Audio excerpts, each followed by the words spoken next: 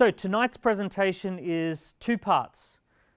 First part, we're going to bring Ryan up, and he's going to be talking about this idea of asking yourself some powerful questions. So wouldn't it be interesting if you could start with the idea of disrupting your own business, disrupting your own path in the future? So we're going to start with this, and it's something that he's really passionate about at the moment, asking yourself powerful questions.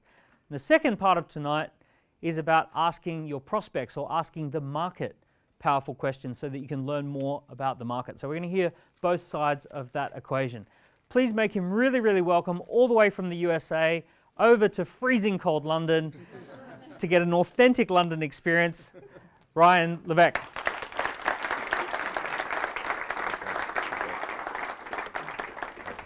It's good to be in London. Thank you for the warm welcome. I saw sun for the first time in a week. You guys have sun here. I had no idea. So thank you, Daniel. Appreciate the introduction. So as you can see here, the title of this presentation is Zig When They Zag, 5 Unconventional Lessons Learned by Asking the Most Unexpected Questions. And today's session is going to be a little bit different. It's going to be a bit real. It's going to be a bit raw. You're only the second group of people to ever hear the words that are going to be spoken here today. And I have to begin with a confession. I was up very late last night with Google Translate to translate my slides from American English to British English. Because I've learned in the last week, my time here in country, that a boot is not something that you wear on your foot. A brolly is something that you apparently take out when it rains. And a window twitcher is a new term that I did not know before arriving in this country. Curtain twitcher. Curtain twitcher, is that what it is? Okay, see? You know what I'm talking about. So I joke about that, and the reason why I joke about that is because we're going to talk about the nuance of language. We're going to talk about the power of language, and that when you change the language that you use in the most nuanced ways, it can have the most profound impact on your life and in your business. So if you're ready, let's get started. In 2021, I received an offer to buy my portfolio of companies for $70 million. And after 6 months and millions of dollars have spent in the process of doing due diligence, the deal fell apart. And that was not how the story was supposed to end. When I had written the story, I'd done all the right things. I had worked so hard for decades.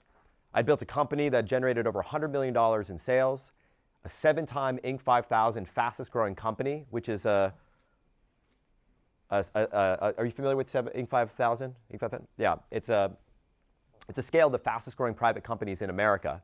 To be on that list 7 times in a 10-year stretch is unprecedented. Being featured in the Wall Street Journal, Harvard Business Review, and so much more. And the deal fell apart. And when the deal fell apart, I spent a lot of time deep in reflection. I spent a lot of time in a lot of reading. One of the books that had a big impact on me is a book that you see on the screen, a book called The Second Mountain. And The Second Mountain is an idea. Who's read this book, by the way? Very few of us. The Second Mountain is that all of us, the reason why we're in this room right now is because we spend our lives, oftentimes the first part of our lives, ascending a mountain, trying to get to the top of a mountaintop. And when we get to that mountaintop, we realize that the peak that we're on is a proximal peak. It's not the absolute peak, but it gives us a view into that second mountain where we're going to spend the second half of our lives. So I spent a lot of time deep in reflection. And I asked myself this question. I said, if the deal had gone through, what would I would have done with the money? What would I do with the money? And the answer was simple. The answer was move to the country and start a farm with my family. And then I asked myself another question. I said, what's stopping me from doing this now? And the answer was nothing. So my wife and I talked. We decided to sell our home in the city and take our boys on what we call the grand adventure. So this is my family right here. This is my wife, my 2 boys. This is our Chihuahua. Yes, she's wearing a dress, don't judge. She's the farm dog. And this is our farm. And on this farm, we raise and grow about 85% of the food that we eat as a family. We've planted over 500 trees, fruits, nuts, berries of all varieties. We raise our own cattle, our own cows. We raise pigs. We raise chickens, have our own eggs. That's one of my boys here. He likes the chickens. We have 48 beehives. We make all of our own honey. We tap maple trees, make all of our own maple syrup. We have ponds filled with trout, as you see right here, my boy catching dinner for the night. We have a garden that feeds us and our family. And this is what the bounty looks like almost every day throughout our growing season. And every morning, I wake up and I look outside and I see this. And every day is a different gift from God. Every day is a painting that is so incredible. And none of this would have happened had I not asked myself that question. Which takes us to the first lesson that I want to share with you here today, which is going to be the theme of this conversation, which is this idea that when you change your questions, you change your life. Now, as Daniel mentioned, I've been a student of questions my entire life. My first book, Ask, as you see right here, is a book all about asking questions to understand your market, your audience, your customers, your consumers. But when I wrote this book, there was one question that was not asked.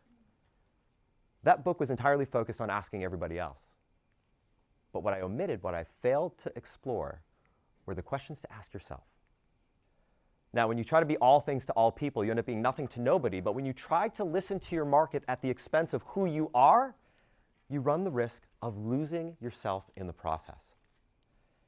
And I realized through that failed company acquisition that I had lost who I was. I'd become someone that I was not. And I went through a journey that I want to share with you here today through the power of questions that I think perhaps might be insightful, that may give you reflection on your own life as you think about what's most important to you. I'll start by sharing a few questions that have had a big impact on me. There's 3 practical questions that you can begin thinking about as we start our conversation here today. There are 3 questions that I shared with a friend of mine, Justin Welsh, who has an incredible business. As a lifelong collector of questions, here's one to start with. When you're stuck, ask yourself, what's one step you can take that's so small it's impossible for you to fail? So that next campaign that you're working on, the scorecard that you're looking to build, the deal that you're trying to get over the finish line, the project that's been holding you back, what's one step you can take that's so small it's impossible for you to fail? Number 2, when you're blocked, ask yourself, what invisible rules am I following right now that might be limiting my perceived options? What invisible rules am I following right now that might be limiting my perceived options? And then this one right here, when conflicted. What rope do I need to let go of so I can step into this potential new future? 3 questions to start our conversation here today, to begin the reflection process that potentially could change your life. Now, the theme of this conversation is questions, and it's also this idea of zigging when they zag. Because as I say in life, the answers are easy, it's the questions that are hard. And this concept that I want to introduce to you in lesson number 2, in the power of asking questions, is to think about the following. In fact, for each of these lessons that we explore here today, there's going to be a reflective question that I want to invite you to write down and think about and really consider the answer as we go through them. Beginning with this one right here, this idea of zig when they zag. When the rest of the world goes right, go left. Now, zig when they zag. I know this is an American expression. Do we know what we mean when I say zig when they zag? Yeah. So when the rest of the world is in one direction, you move in another direction. It's to follow a contrarian path. It's to do the unexpected. It's to do the unconventional. It's to reflect on what's happening in the world and not just following the pack, not just following the crowdies, but to become a true independent thinker. To rely on your curiosity for why things are the way they are in the world, your conviction in your beliefs, and then the courage to take bold action around those beliefs. As my friend Sally Hogshead likes to say, Different is better than better, but only is best. That's worth writing down. Different is better than better, but only is best. How do you become a category of one in the space that you're in? Well, it starts with this idea right here. Now, when I was reflecting on this earlier this year, and I realized that I had spent a lot of time following where the market was headed, listening to what everybody else was saying, but not listening to myself, I decided to trust for a moment my heart and to start writing and communicating and speaking about what was important to me. And it began with a post that you can see right here. And I wrote the following. And as a writer, more so than a speaker, I'm going to share some of what I've written because I believe it's the most real and raw way to express some of the ideas that we're going to be talking about here today. And I wrote in this post, there's a sea change afoot. Can you feel it? Here in the farm, adorned with various veg as I am here, been reflecting on this quite a bit over the last several weeks. In fact, a few weeks ago, I started discussing something I'm describing as the great sea change, why the digital marketing playbook of the last decade is now obsolete. Does anyone else feel a shift happening in the market? AI, change in consumer sentiment around trust? There's a sea change afoot. Can you feel it? Now, in it, I talked about the 4 forces reshaping marketing funnels forever, and they are as follows. Force number 1, and these are worth writing down. Number 1, the new zero-click reality. Did you realize that 65% of all Google searches no longer result in a click to any website? It's true. A little-known byproduct that's talked about, seldom talked about, of AI and LLM. SEO marketers have shifted their attention and their dollars to paid media, shifting the supply-demand dynamic and radically driving up the cost of advertising. And that's coupled with force number 2, what we call the MOFU gap. That's not a bad word, by the way. MOFU gap stands for middle of funnel. The MOFU gap. According to Google's 98-page landmark messy middle study, Google that, you should all study this, 98-page landmark messy middle study, the middle of funnel is now the top of funnel. We have fewer clicks to lead magnets than ever, and we now need more ungated, in-channel micro content to survive. Number 3, third-party data wars. Google, Apple, Meta, Amazon withholding third-party data from each other, and in turn, us. The accuracy of targeting has actually gotten worse, not better. Have you noticed this? It has to do with the black boxing and Chinese walling of third-party data that's no longer available to us. They want us to trust their algorithms. Do you? I don't. Zero-party data is the new third-party data. And force number 4, the great mobilization of the internet. Quietly, 98% of all Facebook traffic, 90% of all YouTube traffic, and 60% of all internet traffic across the internet is now mobile, and that number is growing. So what that means is your brand needs to fit in your customer's hand, not on their desk. That website that you spent years and years obsessing over is officially obsolete. I know it, and you know it as well. You feel it. This is what's happening in the world. So as I wrote, the question is, what do we do about it?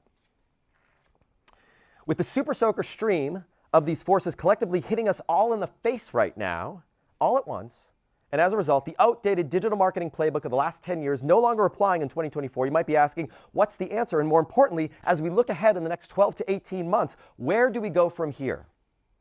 Well, as is often the case, when there's a sea change afoot, the answer is to zig when they zag. Or to put it another way, to choose the road less traveled. I'll give you an example. So tell me if you've seen this. Right now, you have every pop-up guru on social media telling you to do some variant of the following. Number 1, go to ChatGPT. Number 2, tell it to give you 30 days of social media content. Number 3, upload the results to Canva. And number 4, boom, in 60 seconds, you've got like a month of social media content done. I mean, come on, please, right? Where do you think that's going to get you? Look, for every person who does this, you're going to have some bro marketer out there who says, whoa, what if I double that? And like, I do like 60 social media posts. And like, that's like double the content. Or the next guy who says, no, dude. What if I create 3 social media profiles, post 2 times a day, create 30 days of content for each of them? That's like 6 times the content. Or the next guy who says, what if I just hire 100 people in India to manage 10 social media profiles each? posting 4 times a day for every single one of them. That's like 4,000 times the content. Where does it end? And the worst part of it all is that if you're actually doing this, all you're creating, your entire contribution to the world, is nothing but noise, noise, noise. More unwanted, unneeded garbage, and nobody wants that written on their tombstone. So, what's the zig when they zag move here? Well, for starters, how about using zero AI in your writing? Blasphemous, I know, right?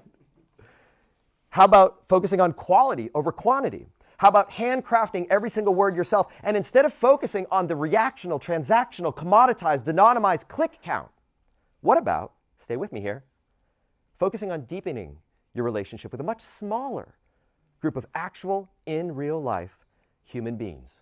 That's a Roald Dahl reference, by the way, as you can see right here, with the human being over my ear.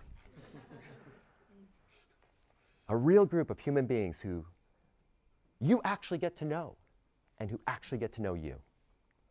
It's what Kevin Kelly describes as 1,000 true fans. This is a simple zig when they zag strategy we can all employ, all of us, including you. So 22 weeks ago, I decided to lean into this. And I started writing a very personal, weekly email newsletter to my audience. And I started with this embarrassing confession that you see right here.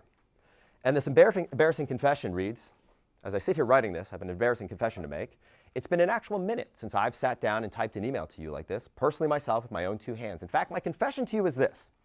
Virtually every single email we've sent as a company with my name signed to it, barring a handful of exceptions, was actually written not by me, but instead by one of our in-house copywriters signed with my name for the last 7 years. Shocking, I know. And while this may not come as much as a surprise to you, if you're wondering, why the heck am I telling you this here today? Because I want to come clean. So I'm going to be the first to say, not be the one to throw stones in glass houses. I've been here. But what I can tell you is in the last 22 weeks, and I started writing this newsletter like you see right here, real, raw, lessons learned, mistakes made, wisdom gained, damaging admissions, telling the truth. I've had more opportunities show up in my life in the last 3 to 4 months than I've had shown up in the last 3 to 4 years. So the question I want to invite you to ask yourself, the first question to write down and reflect on here today, is as follows. How can you stand out in your market by doing the opposite of everybody else? How can you stand out in your market by doing the opposite of everyone else? And that takes us to zig when they zag move and lesson learned number 3. Shine the torch where nobody is looking. Thank you, Google Translate. So following the publication of The Great Sea Change, the question that I received quite often was, well, what's the next move? Where do we go from here? What's the big opportunity? Where do we take advantage of things? So I published a follow-up to this called Going Analog, How to Thrive, the Contrarian Path to Thriving in this New Digital Era. And in this, among other things, we explored the idea of marketing channels. And one of the questions that I became fascinated with trying to figure out is, in this very crowded world that we live in here today, that's noisy, it's incredibly crowded, what is the least crowded marketing channel available to us right now? And here's what I wrote. As an advertiser, as a marketer, when it comes to marketing channels, what you're always looking for are asymmetric supply-demand imbalances. Think about this in your business. Places where you can be, where there are a disproportionate number of potential customers relative to the businesses competing for their attention. And to find this asymmetric supply-demand imbalance, and thus the opportunity it presents, sometimes we need to shine the torch where nobody's looking. The ideal situation is to be the only food stand in a stadium filled with starving fans, right? We know that. You have a line of people around the block and you can charge whatever you want. But sometimes the opportunities in front of us are non-obvious. In order to find the non-obvious opportunities that everybody else is missing, we first need to get really good at recognizing hidden patterns and cycles. And marketing channels follow a predictable cycle. So a channel gets good and useful for consumers. So something like, for example, email or using Google. Then marketers get wind of it exploit the opportunity, and we ruin it for everybody else, right? Marketers ruin everything. So you think of spam and Google ads. Now, channels work for a period of time before advertisers effectively outnumber the consumers that they're targeting. Consumers leave because the experience starts to suffer and they move on to something else. Trees don't grow to the sky and channels don't last forever. Channels get saturated. So we're seeing this play out right now with a brand new platform called Perplexity. Everyone familiar with Perplexity? Yep. Okay. If you're not familiar, by the way, Perplexity.ai, write that down, is an AI-powered search engine that's making a run at Google, and Google is terrified. It's faster, it's better, and it's free. And the best part is right now, there are no ads, although that might be changing very soon based on an announcement that they just made. It's a better user experience, and people are racing to the platform, and they're not looking back. So it's only a matter of time before users switch their home screen from Google to Perplexity, or the one we all know, ChatGPT. And by the way, speaking of ChatGPT, ChatGPT does not have ads today. But if you don't think that it's going to have an ad-supported version coming at some point in the not-too-distant future, maybe ad placements go right there. I mean, they built the UI with the space for it right there. Then you're missing what's likely to be a massive opportunity on the horizon. Netflix started as a subscription before introducing an ad-supported plan. Channels follow a predictable path. Now, these are not opportunities that we can take advantage of right here, right now, today, but it can help you understand why crowded platforms like Facebook and LinkedIn and Instagram, who are scrambling to keep all their users on platform, are no longer yielding the way that they once did. These platforms aren't dead, they're just crowded. They don't have the same asymmetric supply-demand imbalance that they did even just a few short years ago. So what is the opportunity here today? What is the least crowded marketing channel available to us right now? Well, for this, we need to open our minds to potential paradigm shift. We need to think not only outside the box, we need to think beyond the screen. You see, after all, the most competitive piece of real estate that we are all competing for right now is the 14 square inches, sorry, Google Translate could not convert that into square centimeters, 14 square inches that I'm holding right now in my hand that fits inside our pocket. There we go. So for me, the light bulb moment went off when I had a conversation with my publisher last month about my upcoming book. So I've got a new book that I'm working on, totally different book, totally different subject matter. And my publisher, his name is Reed Tracy. He's the CEO of Hay House Books. Familiar with Hay House? Big publishing company. It was acquired by Penguin Random House in 2023, which is the largest publishing company in the world. And what that means is that Reed has access to a tremendous amount of data. And in a conversation with me, what he said was the following. He shared a piece of information that stood out. He said, Ryan, ebook sales right now for virtually all genres are down across the industry. However, at the same time, audiobook sales are going through the roof. And why is that, I thought? It was one of these data points that stuck with me, something that I couldn't quite shake, but I knew represented a clue. Then I had a conversation with Carrie Green, a longtime customer with a thriving online community who has been using small-scale in-person events to drive membership to her online community. Then I had a conversation with Will Hamilton, founder of a company called Fuzzy Yellow Balls. It's a tennis business, so. A longtime client who's crushing it right now, selling physical playbooks, spiral-bound playbooks, that tennis players bring to them on the tennis court with QR codes that they use to take them to videos on YouTube. So it's a physical playbook that they're using to get back online. Others are replicating the same strategy, dog training, music instruction, and more. And after dozens of conversations like this, what became blindingly obvious to me is that this post-pandemic return to work movement that we've heard so much about in the media has also coincided with the much larger post-pandemic return to the physical world. Screen time may be something that we limit for ourselves and our kids, and which we know should come with the Surgeon General's warning, but time in the physical world, that's something that we all want more of right now. Less time in front of a screen, more time with our hands in the dirt. So it makes sense that audiobooks are on the rise right now, something that we can listen to while we're existing in the physical world, while we're raking the fall leaves in the garden, while we're baking biscuits, not cookies, in the kitchen, or going on that hike. Audiobooks are a way for us to reach our audience outside the screen time that big budget advertisers are ruthlessly fighting for and which we desperately want to limit. And then on top of that, audiobooks and audio more broadly is arguably the most intimate medium that we have to be able to reach our audience.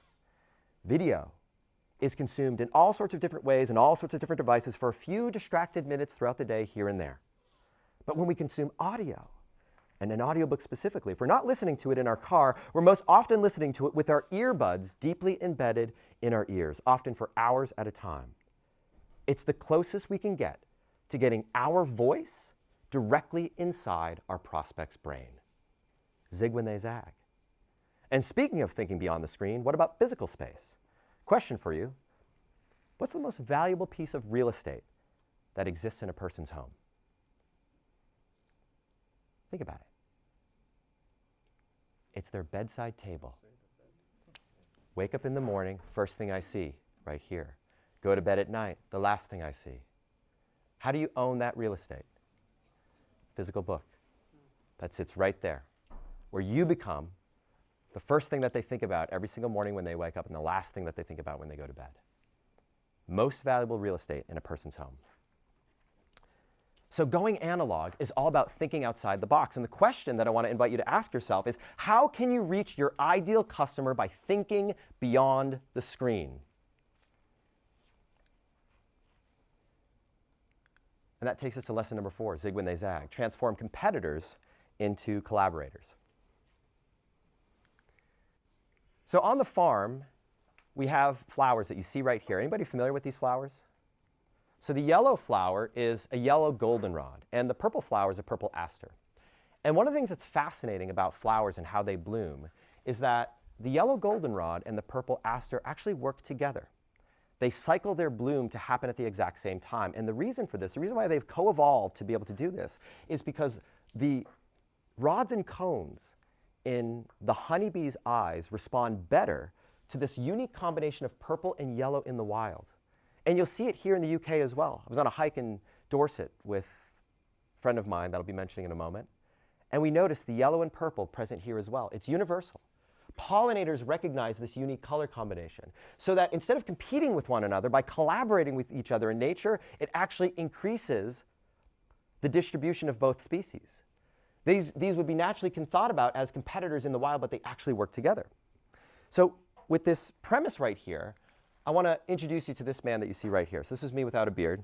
And of course, I'm here in the UK as part of this incredibly exciting announcement that Daniel just made, the Bucket ScoreApp partnership that we're very excited to be announcing.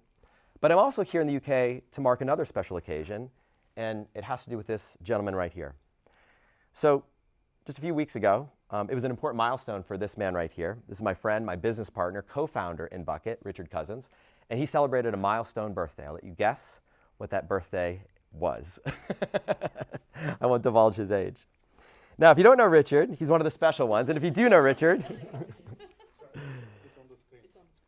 well, there you go. You can probably make a really accurate guess. But the story of how we met is a strange and funny one, involving a double rejection that dates back to 2014, nearly 10 years ago to this day.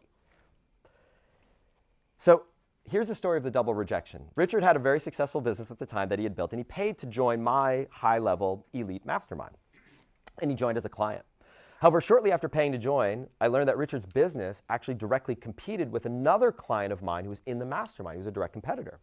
So I kindly informed Richard. I said, sorry, I felt like there was a conflict of interest that we wouldn't be able to impartially advise him, and instead would promptly return his money in full.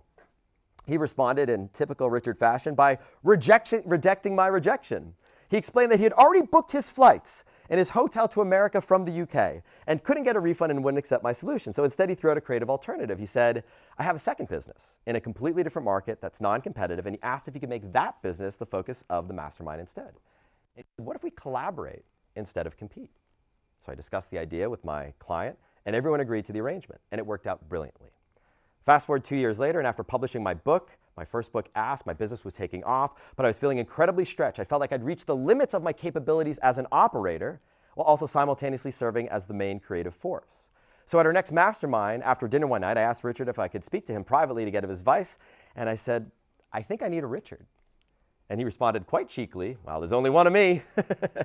And that's how it all got started. And with that lesson learned in this experience, it brings us to our conversation here today, this idea of transforming competitors into collaborators. I would not be here were it not for this concept, because in many people's eyes, Daniel and myself would be considered to be #1 competitors for one another. We talk about similar things. We both have software platforms designed to do much in the same.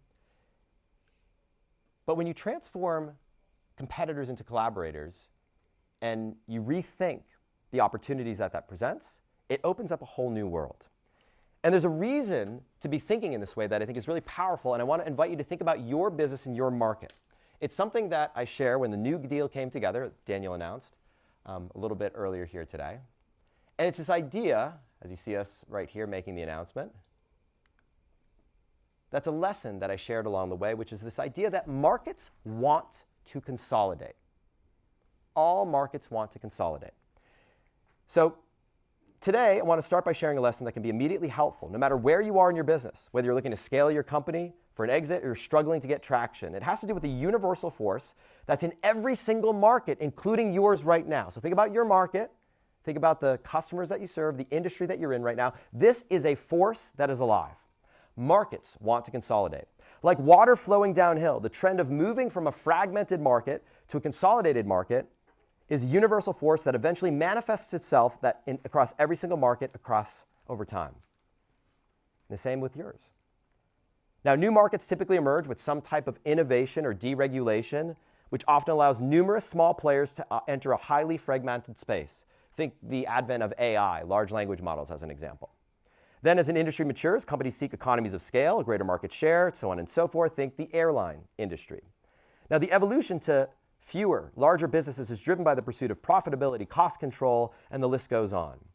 Now, the cycle often resets with technological shifts or regulatory changes, causing renewed fragmentation and the emergence of new players. But the big takeaway is this: consolidation is natural, consolidation is universal, and consolidation is inevitable.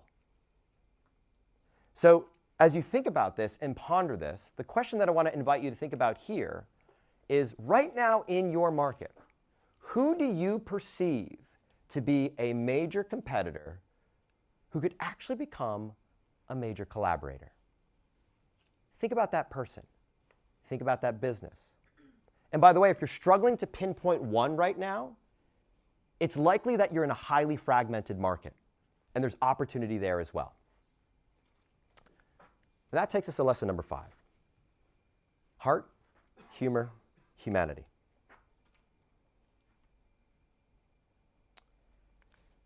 A few weeks ago, I was having a real tough time. Ever have one of those days? Yeah. I reached an emotional low. I was experiencing some type of micro depression and I couldn't snap out of it. I didn't want to be around my wife. I didn't want to be around my kids. I didn't want to be around anybody else. I just wanted to be alone. And at the same time, I felt like I need some type of neurotransmitter hit. And for some reason, I felt compelled at that moment to hike out to our pastures just to be with our herd of cattle. And because nothing was snapping me out of this funk, I just surrendered to this moment. And I made the long walk out to our pastures. I got down on one knee, like in the photo that you see right here. And when I got there in that moment in time, I just put my hands on my head and I just started crying. I just started sobbing uncontrollably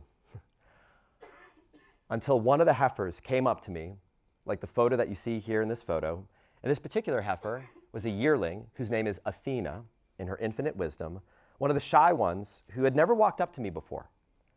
And when she saw me in this sobbing state in a way that she had never seen me, she must have instinctually known that something was wrong. Because after she approached me, she started rubbing her neck and face all across my body. Then the neck rubs quickly became face rubs. And if you've ever been that close to a cow, then you know. I quickly became covered in cow boogers all over my face. It was like I got hit by Slimer from Ghostbusters.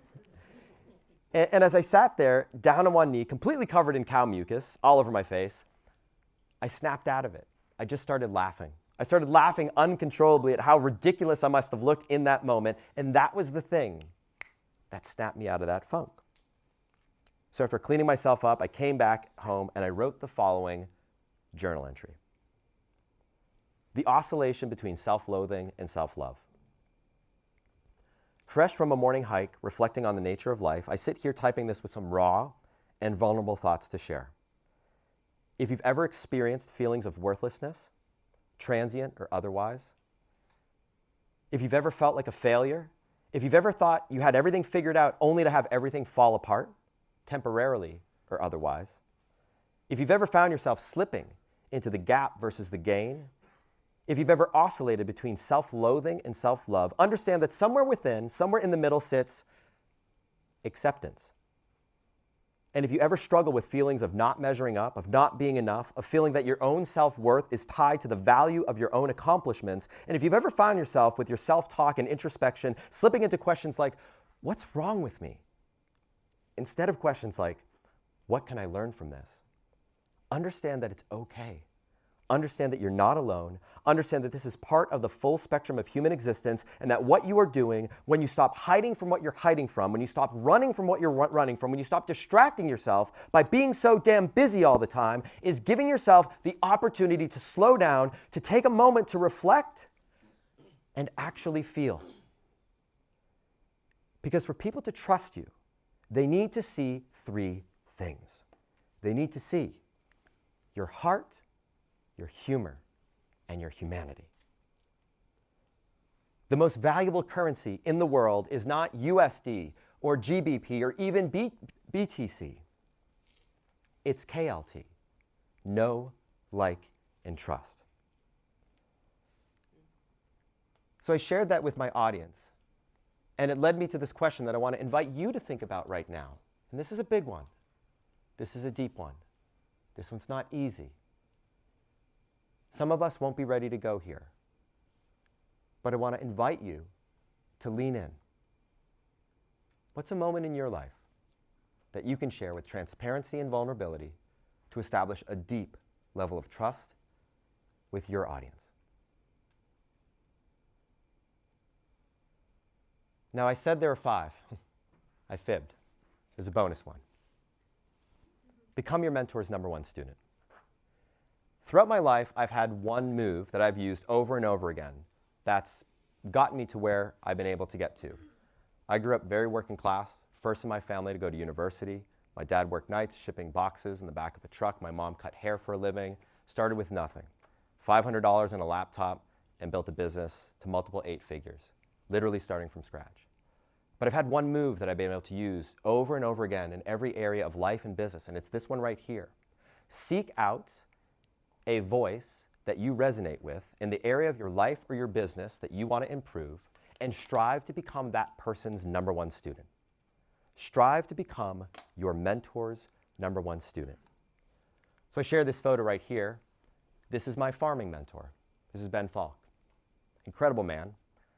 He's someone who would never be in a room like the room that we're in right now. He would never put himself in this room, nor does he have the means to be able to do this. But when it comes to farming, he's brilliant. And I sought out a mentor because as a farmer, I knew that I knew nothing, and I knew I needed to find someone that would help me get to where I want to go. And he's my mentor. And for everything that he's done for me, I'm incredibly grateful, because he is the single most important person that's helped me on that journey that I shared with you at the beginning of this conversation. Now, for many of us here, we're all in this room right now because we have a leader that we resonate with, someone that inspires us, that we believe in. And I want to invite you to lean in to become your mentor's #1 student. So, to recap, lessons learned along the way. 5 unconventional lessons learned by asking the most unexpected of questions. Lesson #1, change your questions, change your life. Lesson #2, when the world goes right, turn left. Lesson #3, shine the torch where nobody is looking. Lesson #4, transform competitors into collaborators. Lesson #5, heart, humor, humanity. And lesson #6, our bonus lesson, become your mentor's #1 student. My name is Ryan Levesque. Thank you very much.